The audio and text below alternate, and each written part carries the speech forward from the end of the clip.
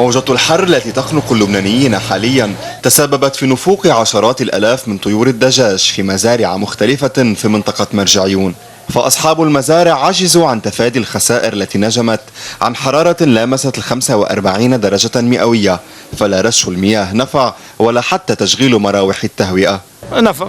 كل الفوج اللي معدله شيء 10,000 شيء 15 مزرعة هون بالمنطقة تعرضت لنفس الموضوع، يعني ما يعادل شيء 300,000 طير هودي بالمنطقة كلهم هودي نفقوا نفوق كامل. الخسائر لا تعد ولا تحصى، يردد أصحاب مزارع الدجاج الذين ناشدوا وزارة الزراعة لإسعافهم، علما أن عددا لا بأس به من أهالي المنطقة يعتاش من هذا القطاع. 10,000 طير من الدجاج بسبب الشوب، يعني خرب بيتنا وبيت صاحب المزرعة. وهكذا فإن الحرارة المرتفعة تسببت بشلل في أجساد الطيور التي ما لبست أن ماتت بأرضها.